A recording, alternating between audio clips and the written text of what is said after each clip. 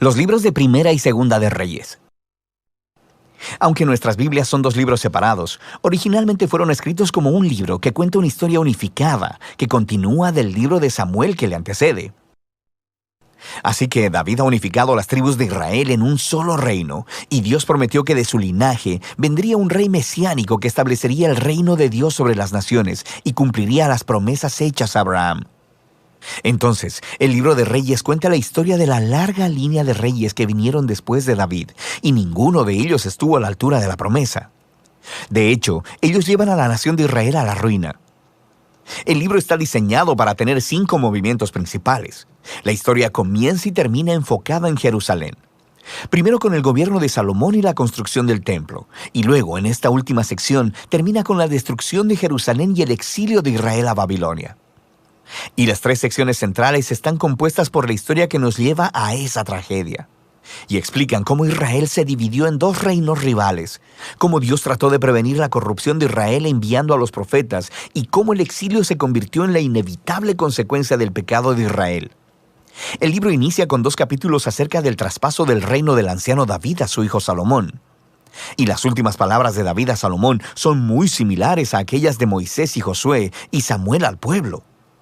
Es un llamado a permanecer fieles a los mandamientos del pacto y a permanecer leales solo al Dios de Israel. Pero las palabras de David parecen un poco huecas, porque luego David y Salomón se ponen a conspirar de cómo van a consolidar este nuevo reino a través de una serie de asesinatos políticos. No es un buen inicio. El momento más brillante de Salomón es cuando le pide a Dios sabiduría para guiar a Israel, e incluso completa el sueño de David de hacer un templo para el Dios de Israel. Aquí la historia se detiene y describe con detalle el diseño de este templo. Justo como en el diseño del tabernáculo en la Torá, tenemos mucho oro y joyas, e imágenes de ángeles y árboles frutales. Todo este simbolismo hace eco del jardín del Edén. Es el lugar en donde el cielo y la tierra se encuentran, donde mora la presencia de Dios con su pueblo. Pero en cuanto Salomón termina el templo, toma una horrible decisión y el reino se desmorona. Él empieza a casarse con las hijas de otros reyes, cientos de ellas, para hacer alianzas políticas. Y luego, él adopta a los dioses de esas mujeres e introduce su adoración en Israel. Luego, Salomón acumula enormes cantidades de riquezas y organiza un ejército gigante. Incluso instituye el trabajo de esclavos para todos sus proyectos de construcción. Si miras en la Torá y revisas las reglas para los reyes de Israel en Deuteronomio 17, verás que Salomón está rompiendo cada una de ellas. Así que para el tiempo de su muerte, Salomón se parece más a Faraón, el rey de Egipto, que a su propio padre. La siguiente sección inicia con el hijo de Salomón, Roboam, actuando justo como su padre. Es una historia muy triste de ambición y hambre de poder. Él trata de subir los impuestos para el trabajo de los esclavos, y bajo el liderazgo de Jeroboam, las tribus del norte rechazan esto, se rebelan y se separan para formar su propio reino rival. Y ahora en la historia tienes al reino del sur, Judá, centrado en Jerusalén con reyes del linaje de David. Y ahora también este nuevo reino del norte llamado Israel, cuya capital eventualmente será Samaria. Además, Jeroboam construye 2 templos para competir con el templo de Salomón en el sur. Pone en cada uno un becerro de oro para representar al Dios de Israel. La conexión con Éxodo 32 y el becerro de oro es bastante explícita. A partir de este punto, la historia va de un lado para otro, de norte a sur, trazando el destino de ambos reinos. Cada reino tuvo alrededor de 20 reyes consecutivos, y conforme se nos presenta cada rey, el autor evalúa su reinado según algunos criterios. ¿Adoraban solo al Dios de Israel o promovían la adoración a otros dioses? ¿Lidiaron con la idolatría entre el pueblo y permanecieron fieles al pacto como David o se volvieron corruptos e injustos? Y de acuerdo a estos criterios, el autor no encuentra reyes buenos en el reino del norte. 0 de 20. Y luego, en el reino del sur, Judá, solo 8 de 20 obtienen una calificación positiva, lo que se conecta con otro gran propósito del libro, que es introducir el rol de los profetas, figuras clave en la historia de Israel. En la Biblia, los profetas no eran adivinos, sino que hablaban en nombre del Dios de Israel y desempeñaban el rol de guardianes del pacto, lo cual significa que condenaban la idolatría y la injusticia tanto de los reyes como del pueblo. Ellos le recordaban constantemente a Israel de su llamado de ser luz a las naciones, de que debían obedecer los mandamientos de la Torá. Así que los profetas retaban a Israel a que se arrepientan y que confíen en su Dios. En estas secciones centrales, para cada rey, Dios levanta profetas para pedirles cuentas. Los profetas más prominentes son los del norte. Elías y su discípulo Eliseo están justo ahí en el centro del libro. Elías era un profeta rústico, viviendo en el desierto, y su archienemigo era el rey del norte, Acab, y su esposa cananea Jezabel. Juntos habían instituido en Israel la adoración al dios cananeo, Baal. Así que en una famosa historia, Elías retó a 450 profetas de Baal a una contienda para ver cuál dios era el real. Así que ambos construyeron altares y oraron a sus dioses, pero solo el Dios de Israel respondió con fuego. Después de esto, Acab utiliza su poder real para asesinar a un agricultor israelita y robar el viñedo de su familia.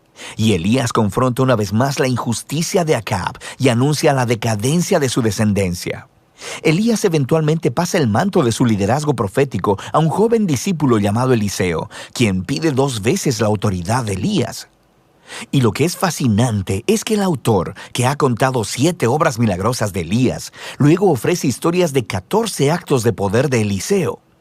Ambos profetas fueron claramente hombres extraordinarios y jugaron el mismo rol: confrontar a los reyes de Israel por la idolatría y la injusticia. Y en último término, no tuvieron éxito en hacer que Israel se aparte de la apostasía.